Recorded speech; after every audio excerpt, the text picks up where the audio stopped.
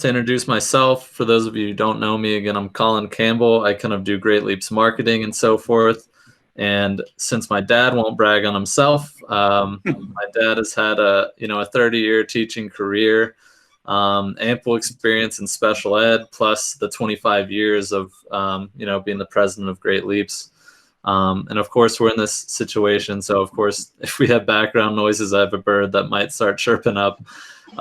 Those things happen, but we'll do our best to try to make this a valuable conversation, everybody.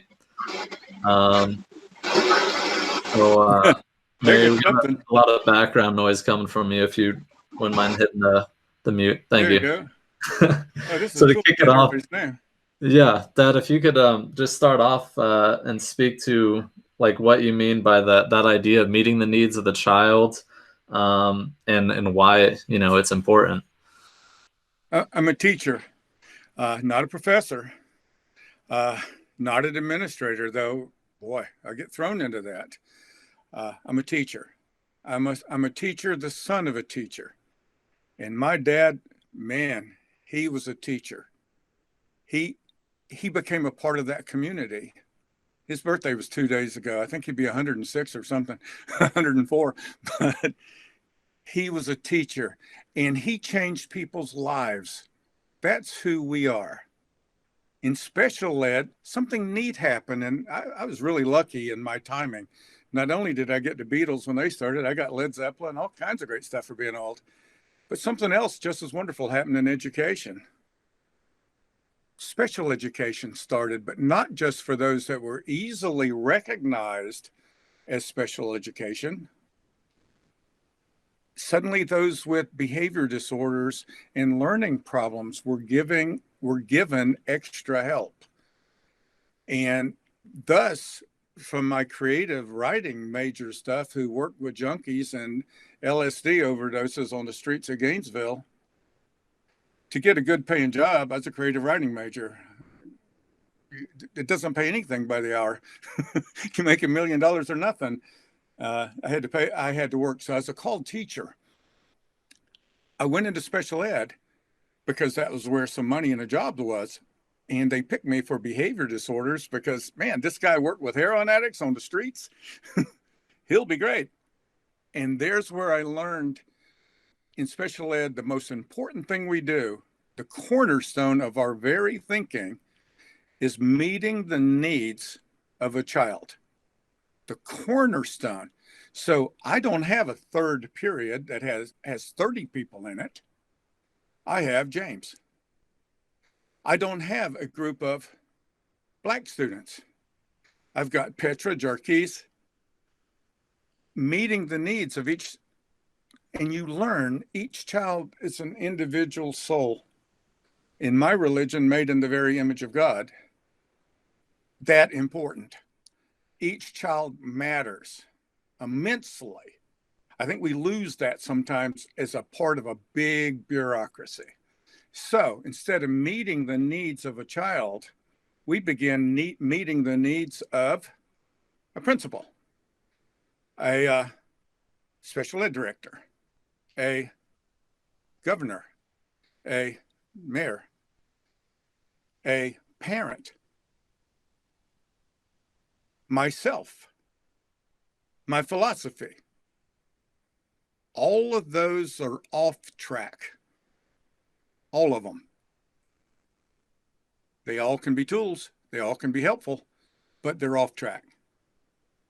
Our job as caring, loving professionals in education is meeting the needs of a child. Sometimes our paperwork tells us what those needs are. Paperwork is not the needs of a child. I wanted paperwork. Wow.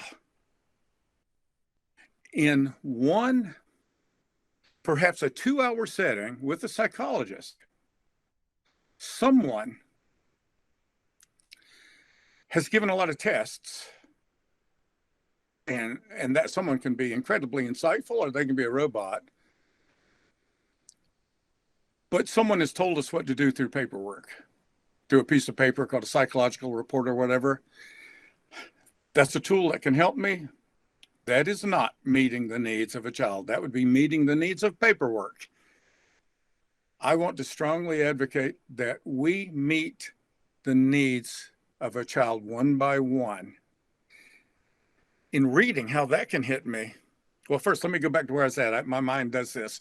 A psychological report. Today's the day, and it could show on me emotionally. It's on August 28th, and there was a bus crash that killed most of my special ed class. And Charles comes to mind right now. Little Charles, his psychological. I was self-contained, severely emotionally disturbed group. Charles's paperwork said he did not respond to reinforcers. That's his psychological report. Well, I got a problem with that because that, by definition, that is incorrect. You don't respond to reinforcers, then you didn't find the reinforcers. It wasn't a reinforcer. But in working with the real boy rather than the paperwork boy, Charles would do backflips for a damn M&M. Charles is far more. That little boy is far more than a psychological report. You know, Charles taught me how to teach reading. So, Dad, how do you go about identifying the specific needs of a child after you've had some time to work with them and things like that? Well, let's talk about the reading. That's what everybody here is kind of into. Let's look at reading for a minute. If I see, let's go a third grader. That's where Charles was. A third grader. If I got a third grader that knows his ABCs, and that's about it, and he's not reading, and let's take away the huge behavioral things that I had, I know he needs to read. So my first question is, can he read? Do we have a head injury going on here?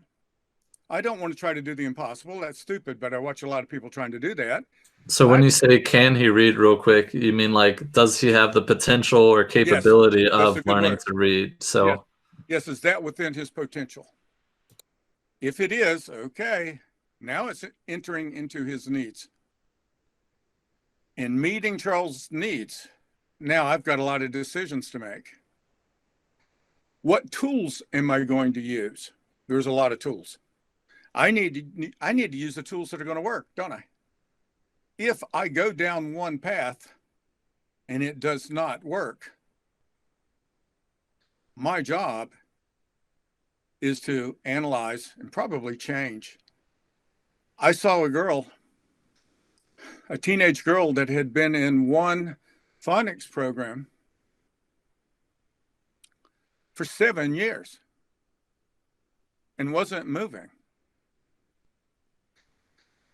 What are you doing? This girl's become a teenager. What are you doing?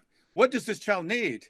I would sort of, after all that time, say, I don't think it's phonics that she needs, or I don't think you're getting to first base here. What's going on? And you're going to find this insane almost.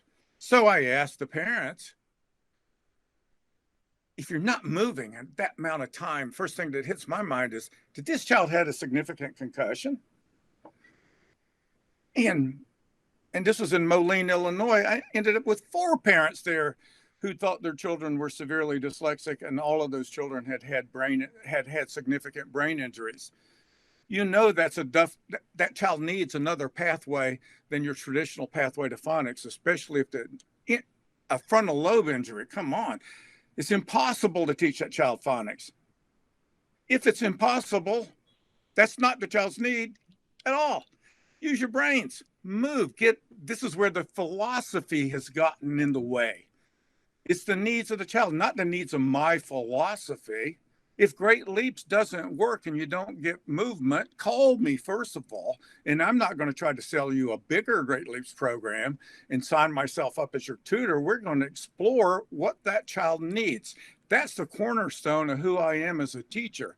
That's the cornerstone of what we should all be as teachers. How do I meet the needs, the real, not my needs, that kid's needs? We need to advocate for that. We need to think that way. And now we need to make those needs happen.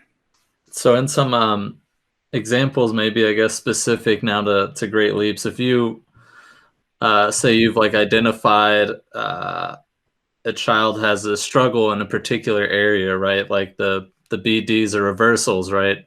How do you as a teacher then propose or approach, I guess, adjusting what they need? Or it sounds like Lisa might have a good Yeah, example. let Or do Lisa you want to chime speak in to that or here. let Lisa jump in? Yeah, Lisa, do you want to jump in on that? Are you on mute? Yeah, I just had to hit my mics. So what I've learned from Ken with that is an example would be I have a student who was 11 years old and was left back in third grade. She wouldn't read with intonation. I couldn't get her to read with intonation. So instead of saying, well, this kid is obviously not going to do it, I looked at the environment and found out that she was reading in front of her 14-year-old brother who didn't have any reading challenges. So sometimes to meet the needs of the child, it's a matter of looking around. Good. And those are, I'll use a fancy word for a minute so I don't look stupid all the time with my Southern accent. That's the antecedent interventions. We start looking at the befores. Children won't perform sometime when peers are looking at them. We need to be attuned to that and not say, okay, kid, you're misbehaving. You're refusing to perform. I need to look at the antecedents, and that kid won't perform because it's only normal for a child not to fail in front of his peers, not to look stupid in front of his peers. Better to get sent to the office and have your ass whooped in the South than to be stupid and be made fun of. To jump off that real quick, Dad, what are some other environmental factors that you've seen, I guess, or in the schools and stuff that may need to be addressed or may come up for these instructors? Is how we can undo some of that, because sometimes you don't have a choice. Peer teaching, sometimes you have to teach kids in the back of a classroom. Teachers are going to ask you to do that. You know, you're going to teach reading in the back of a classroom while everybody else is there. Well, they're only going to give you 4 kids that are all seriously behind, and the whole class now knows they're going to Mr. Campbell because they can't read and are stupid in their mind. So is what the kids think, right? The kids think, yeah, the kid, I'm stupid. That's, you know. So how do I undo that? And here's how I undo it. Real simple. I'm going to also be tutoring the smartest kid in that classroom. They're going to come to me too. So it looks like I might be wasting 3 minutes of my time tutoring the smartest kid in the room, but to the rest of the kids in the room, obviously they're not going to him because you're dumb. My own room, I had a resource room. I had to destigmatize it because it had special ed cooties all over it. I got to destigmatize that room and have every kid in that school want to go to my class. And I handle that on hall duty. I handle that with Jeopardy games. I handle that a lot of ways. And I even handle it with regular kids to tell them to get in my room, you have to apply through the guidance counselor. And I'm all for it. I'll give you a letter of recommendation to them. And suddenly my room is not stigmatized. So destigmatizing is important to meet the needs of the kid because they won't perform. Let's quit blaming the kids for all the behaviors of the kids. Because sometimes those behaviors are perfectly normal. What about some perceived needs that the child is putting out there, and like being able to distinguish between a perceived need and an actual need, and what's might just be a manipulation attempt from a student? We can talk about this because it's pertinent. There's something out there called the curriculum of control that's supposed to be a very bad thing. That who made you God? I've been asked more than one time, is I made decisions for kids. Well, I'm an adult and that's a child. I'm all right in my role as a teacher. You can talk about experiential education, and man, I'm all for it, but I don't want my child to experience what it feels like to get hit by a car. I have control, and control is a fine thing. A child's needs, he may need that candy really bad and start kicking and screaming and having a tantrum. I have to make the decision, 2 decisions now. The child does not need that piece of candy. And I know what he needs even more. He needs to learn how to quit tantruming. And I now need to make sure the tantrum fails. So needs of the child. I'm a trained professional, and guess what? I'm confident in my needs. I'm also confident I can make mistakes and can learn. But I have no problem making decisions to meet the needs of a child. And that includes expanding their horizons, expanding their horizons. I just read a really great quote, and it has to do with the carp. The goldfish will only grow as big as the environment will let them grow. So we expand the horizons by being great teachers. And now the carp can grow beyond the little goldfish of perhaps his neighborhood. Yeah. Dad, what might be a way that you would, approach extinguishing a tantrum, like you said, or like kind of stopping that behavior so you can get to. We won't go into hours of this, but first I have to make sure the tantrum doesn't work. I have to define a tantrum, and the smarter the kid, the more subtle the tantrum. Okay. And a 140 IQ tantrum, really, man, those guys can really tax you in how to make sure that tantrum does not work. Okay. So once you've got that down, the tantrum must fail. Next thing I got to learn about tantrums is something called, here we go, an extinguished burst. It's probably got the wrong extinction burst. That's fancy language. What that means is once I've moved in the right path to stop tantruming, it's going to get worse before it gets better. They are going to tax me. And Sammy agrees, it looks like. Oh, hell yeah. Because if I give up, holy crap, I've reestablished the rules worse for me. We could talk about baby crying. If a baby cries for 5 minutes, and after 4.5 minutes, I just give up and give the baby what it wants. Now I've guaranteed I'm going to get 5 minutes. And I might have trained the kid to go 10 when I want it to go the other way. But do note, it gets worse before it gets better, because now he's throwing everything he's got at you. That's a good sign you're killing the tantrum, and no child or adult needs tantruming behavior to work.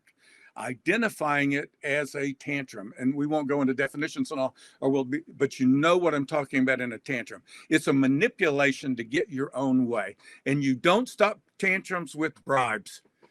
Children do not need to get bribed to stop a tantrum, because again, starts getting expensive. Yeah. Because the ante will be upped every time, and you have not done anything for a tantrum but reinforced it. The tantrum worked. They can't work.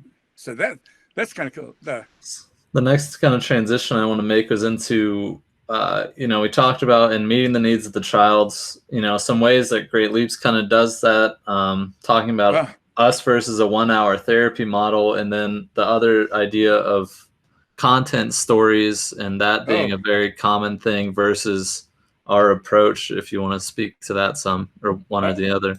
Well, first, our group here, man, we never get out of these damn wars.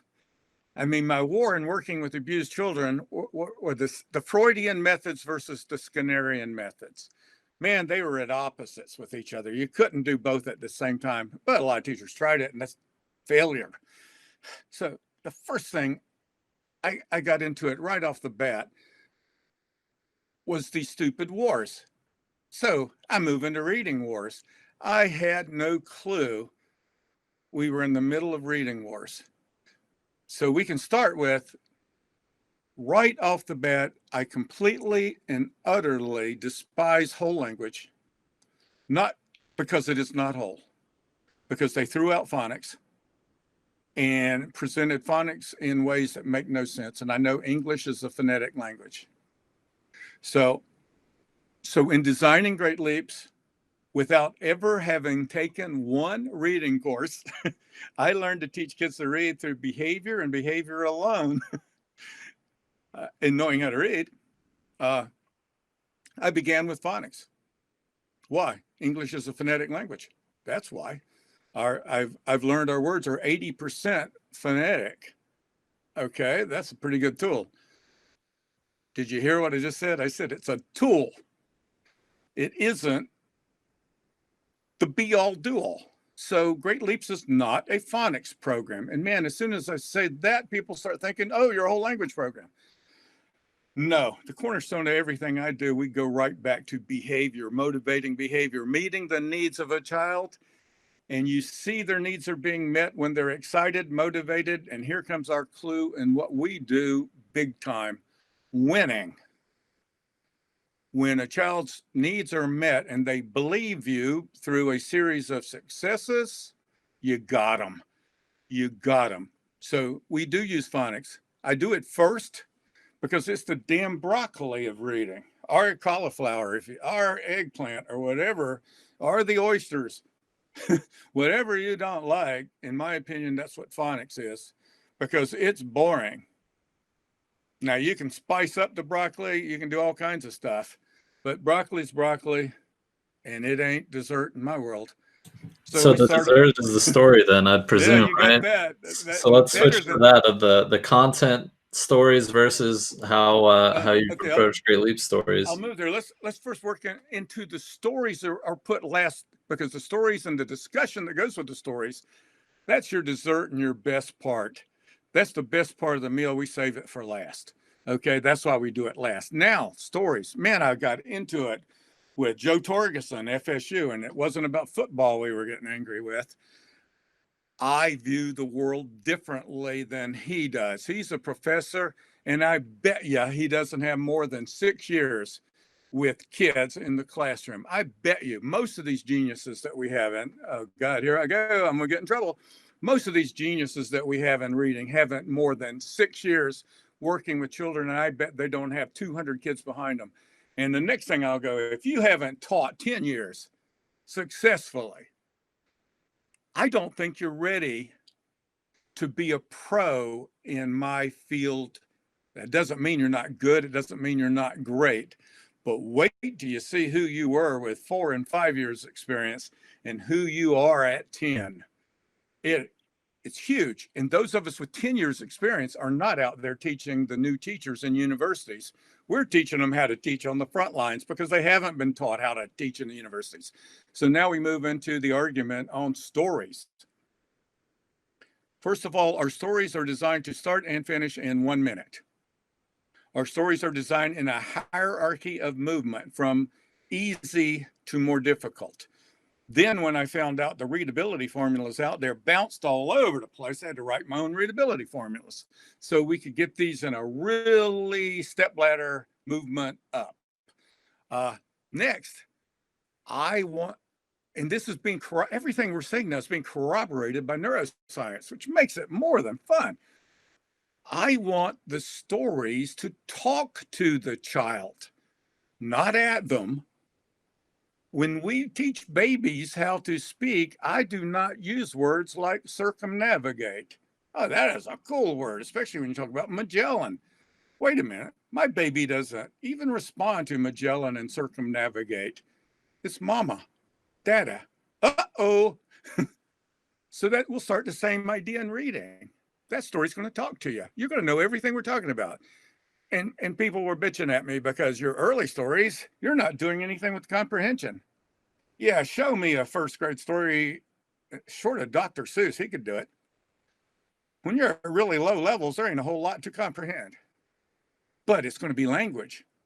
And that's what Ken Pugh out of Connecticut is getting, is from the MRIs, they're learning that reading is language. You're listening with your eyes, and that's nothing but cool. So we got to break down the barriers so that reading does become language, and you're not going to do it with Magellan circumnavigated the globe. You're going to do it with, I went to the beach last Saturday. Things happen. Again, meeting the needs of the child. The child responds positively to what is reinforcing. When I tell a kid who hates school, has failed reading, when I start working with content early, they hate it. They need it, yeah, but they don't need it yet. And that's a huge piece of where we went. The stories are written in conversational English. We have continually been attacked and will be attacked because, like a woman from Massachusetts said one time, your stories are stupid. And, okay, thank you. But ma'am, you're from Massachusetts. You're at an exclusive private school, and I know you got an IQ of 150. And so when I'm talking about how school lunchroom ladies are trying to poison you, you don't get it because I didn't write the story for you. The story for the kid. Right. I was going to say that speaks exactly to that point of the program being oriented towards the need of, getting a kid excited about reading, getting somebody interested in this thing that's probably been a burden on their life, rather than, something that enabled them to learn things that they wanted to learn. If and you've then constantly been failing, you hate reading. Right. Our job, undo it. And so last thing, because we're running up on about half an hour, I just wanted you to speak to the 15 minutes a day. How does that better, meet needs of a kid versus a traditional kind of 1 hour, therapy model? I'll start going to, there's a paradigm shift going on big time now, and COVID has had a piece of this. What we're learning is we can now do 15 minutes a day.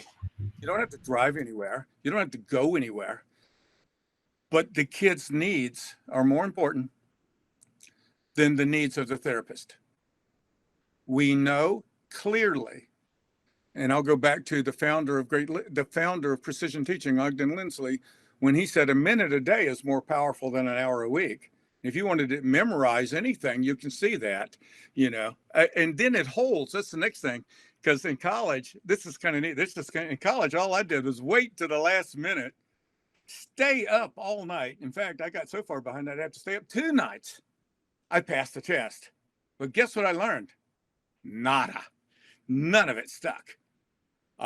Learning is supposed to stick. We now know that these 15-minute sessions, 3 to 5 times a week, stick. The hour a week may be convenient to me, doesn't stick in reading. Skills development, yes. So if you're in I'll just use one. There's a lot of programs that use an hour a week. If you're in an Orton Gillingham program and you're a Orton Gillingham tutor working 1 hour a week with the child on the nuances of phonics, you can incorporate the other days of the week by getting the parents involved in reading. Your phonics is a tool. The goal for the child and the need of the child is reading. So you can incorporate your work with the Orton Gillingham method or the Linda Mood Bell method with reading every day, 15 minutes. And if you don't have the time because you're a therapist and you're very busy and you're overbooked, use parents, use college students, hire people, get it done right. Sammy, what was your question? You got to unmute. Looks like he mentioned here kids have shortest attention span. Sorry, you can speak to it now that you're unmuted. You're right on the button. The attention span of most of our children are 10 to 12 minutes. So why would I be wanting to work a program that's an hour? Exactly. What I have to do is, if I have those children for an hour, which, boy, I used to have them for 8, you got to have transitions. You got to keep changing. You got to keep moving.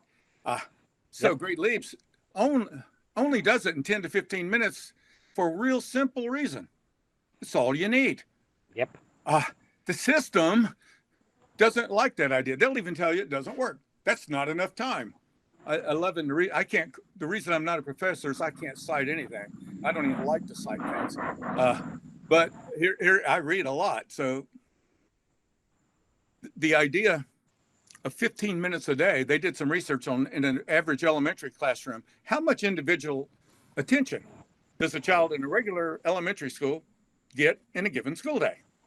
That answer is 10 to 15 minutes. Now, wow, that child with one of our tutors is getting as much as he gets all day. Because direct instruction, you don't get more direct, even with Zoom, than we're doing. Direct instruction is how we learn. By God, if I'm going to teach how to play tennis, you got a much better chance, one-on-one, me teaching you how to do stuff than me trying to work with your little group. That's how we learn stuff. If you're learning bagpipes, if you're learning how to knit, one-on-one is the most valuable way that we, as human beings and our psychological, neurological makeup, how we learn. The groups that are 10, 15, 20, 30 are designed to enhance learning, like sitting around a tree with Plato or Aristotle. You've already got most of your tools. Now it's time to sit and work on your skills. So as we work on these skills in isolation, are these skills. And in reading new things, one-on-one is powerful, the most powerful. So it's why we do it. If anybody here can come up with that great idea that I can suddenly teach 30 kids at a time all how to read and efficiently get the movement we're getting at 1.5 to 2 years per year and more, if you can figure out how to do that with a group, have at it. But why should I design my work to meet the needs of my system? And we're going back to the original cornerstone of the talk today, meeting the needs of the child, not the needs of the production company called a school. Let's transition here in these last 15 minutes. Does anybody have questions or comments in regards to meeting the needs of the child they want to interject here?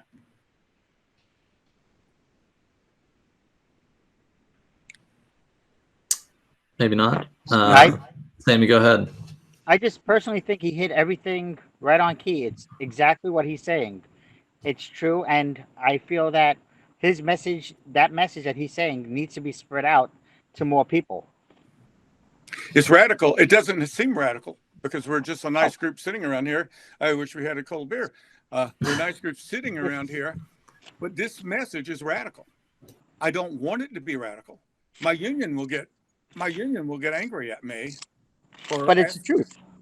It'll get angry at me for espousing things that they might at this moment not espouse. But it's all true. Because I was a member and an officer, so I do, and a classroom teacher. I have the right to say 30% of us have no business working with children. I have that right because I've been there and done that, and so has my dad. I know people who do not have the right to say that because they often miss the 30 to 40% of the most exceptional people I've ever met in my life, what kids need. And here we go on COVID. I'm a behavior teacher. Get this. My kids were abused and needed me. My kids are now not getting services, and you can't do the services for these children like this. And here's the thing that's breaking my heart right now.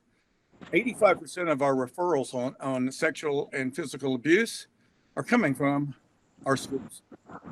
Those aren't happening right now. And so my heart, it hurts for those children who are being abused because we're not there to help them. The adolescent who wants to hurt or destroy themselves doesn't have a friend right now or that magical teacher. We all have magical teachers in my life, in our lives. My 6th grade teacher, if my 6th grade had been all destroyed by COVID, I would not have had Miss Bates. And Miss Bates couldn't have done her magic the way for us figuring out intelligently how to meet the needs of our kids. I don't want our teachers to die. I don't want our children to die. But I want to focus on the needs of the kid and what we may have to do some stuff to meet those needs. Do some stuff. Make it safe. Think.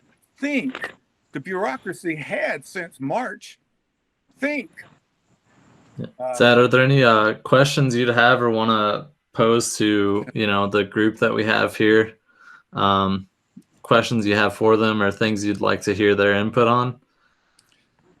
Yeah, what do you need me to do in Great Leaps in my work to meet your needs as an instructor and changing this world where our children in poverty aren't learning how to read? How can I get better, and how can I be heard and this message be heard that we're not advocating for a program? We're advocating to teach kids how to read as best you can. And if you can beat what I've done, I want to see it. Show me. Do it.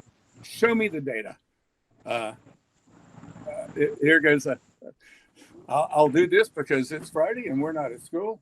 In behavior, we used to say data talks and bullshit walks.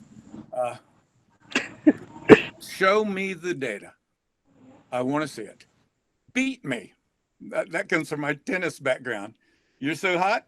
Let's go. So does anybody in the group, I guess, have some feedback or things maybe that Great Leaps could work on to better meet the needs of the kids you guys are seeing each day? I've had very good experiences with it. When I first started Great Leaps in what was it? Probably April. Wow. I'm talking about the online program, the first thing I said to myself is, "Oh, great! They gave me another one of these programs to do that is Yeah. not going to do anything and just a waste of my time." That's how I came. That's what first thing I saw when I got it.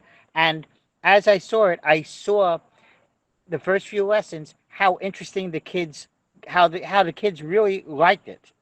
They loved the stories that you were sharing. They loved everything that was in there. They always, and I've noticed how they loved seeing their times from the day before and their improvements. And with that, I've seen the increase over. First, it was like a week. I saw a little bit here and there, and by the second week, I started asking, "Can I get a second student involved? Can I get another license?" And I spread it, and I kept on doing it, and I became to such a believer that this summer, I've been doing. My daughter is dyslexic. She's in fourth grade. She barely got on reading grade level, and now she's going to fourth grade. And over the summer, she got to the point where she was almost not reading a sentence even without reading with any fluency. And doing Great Leaps with her over the course of this summer has shown tremendous increases in just her enjoyment of reading. Today, she picked up a book and Yes. started like 10 pages of it, which she never does. That's generalization, and you're getting there. Sammy, since you're with us and I'll work with me on this, she's fourth grade. Boy, is this essential that we get her completely independently reading and enjoying it before she hits age 11. You're right at the right age. We got to do this now, or the world's going to be working on her and her self-esteem. And that's a non-behavioral word, but it's really working on her in who she is. By any chance, did they retain her ever? Uh, no, she actually started in when she was in first grade. She was a level A readiness level. I actually have the Spire under me. Also, I have some OG training. I have the Uh-huh. teacher, the classroom level, and I've been working with her ever since. And she's moved up. By the end of third grade, she was a level N. But well, by middle of the third grade, she was on grade level. But then over the last 3 months, when they had the remote learning, Oh, she dropped tremendously, we all and need now to she's back up there. we need to all understand this very clearly. If you do not get to the independent reading level and you don't get instruction for 3 months, invariably you're going to go backwards. With Great Leaps, Yep. with anything, it's recidivism. You're going to go backwards. We have to take them to the finish line. And you're Yes. getting signs, Sammy, now that finish line, when she picks up that book on her own and reads it. Are you ready? Those little words, she's being reinforced, but not by you anymore, but by the materials themselves. So Yep. let her get a magazine. I don't care if it's digital or real life. Let her earn a magazine subscription, and it's hers. Hopefully, you'll catch her reading Yep. it and ask her about And it. the other great thing that you did was with your program. She had a reading program over the summer from her school that they provided, and it was like 20, 25 minutes a day, and it was boring. It was a fight. I spoke to the principal. I spoke to the district, and they agreed to let me do Great Leaps with her.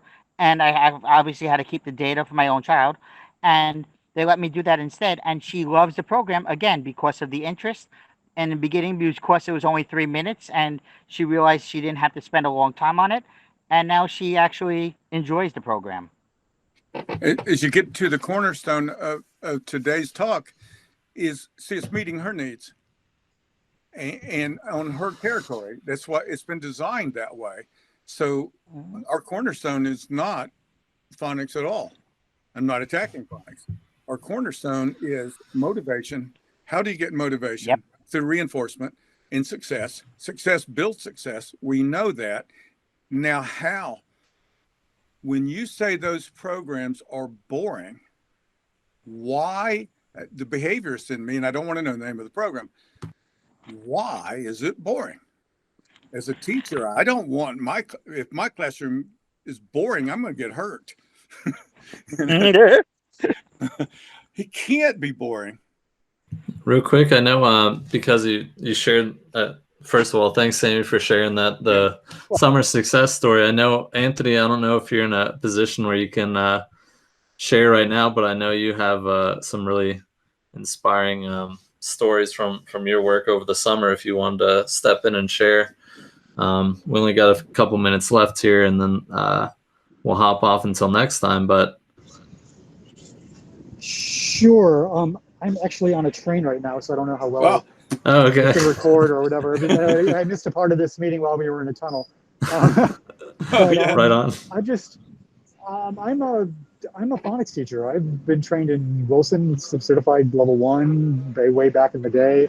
I've been teaching Spire for the last 2 years, but I've just been really impressed. I mean, I can't not do this program because it's working so well for my kids. I can't stop doing it. What I'm really impressed with is, even for the phonics section, just how elegantly the information is interleaven, I think is the word I use. Because basically it's just like 1 minute of retrieval practice, and it's something that my kids in phonics never really had to do. Another thing that they're doing is they're getting feedback on what successful reading is, so they're getting metacognitive about what successful reading is. I had a kid yesterday have a breakthrough who's like, wow, I was trying to go slow, but it was his fastest time ever. And it was like he's beginning to realize the kind of concentration that's needed for successful reading. I think before that, it was just all scattershot. No one's ever sat down and, especially because it's just short little bursts, they can put in, they can grow that concentration and then feel the success of it. And, it's just really rewarding, and rewarding for me as a teacher, but also rewarding to see these kids really excited and want to do this, and to see them grow. So I'm just really impressed. I mean, I just love how, I just was in a training where they said that, a regular reader needs to be come in contact with a word or a word part 4 times before it's in their brain. So these kids get to these difficult word parts, and they're on them for a few days or whatever, and then they get them, and then they have them. And I just think it's kind of a magic bullet that I want to include in my work with my kids who are struggling. So I know, hats off to you, Anthony. I'll help. I'm just really thrilled. Awesome. I'm here for you. One thing, and I said I'm here for you guys. But one of the neat things, because I've simplified, I have this. One of my tools is the ability to take the complex and simplify it. So it's very, very an incredible amount of research, but it doesn't look like it because I've made it look simple. Yes, you did. And that's to our disadvantage. But keep up with us. Anthony, if you have ideas for 2 weeks when we can talk again, send them to me. It can be a variety of ways. You can call us, you can email me, I'm Ken at greatleaps.com. So I enjoy doing the conversations because I'm learning things on feedback area too.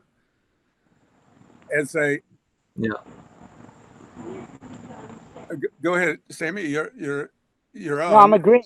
Oh, you're giving us some background noise there, Sammy. Sorry. But no worries. We got somebody wanting to join now, but that pretty well wraps us up for today's meeting. But Anthony, first, I dig the mask. I appreciate you sharing. Same with you, Sammy. If you've learned one thing, it's my dad's a talker, but he'd love to speak with each one of you guys. Always feel free to call into the office and just say, hey, I'd love to chat with Ken if he has a moment. And we want to keep these conversations going. And Mary, you joined us a little late here, but just so you know, these will be recorded and uploaded to YouTube, so you can follow up on what we've gotten to talk about. And please let us know how we can make these conversations better and more valuable for everybody involved. But we appreciate you guys showing up for us here and showing up for the kids, and doing what you can to meet the needs of our kids. So thank you all, and I guess until next time, keep an eye out for the invite for 2 weeks from today.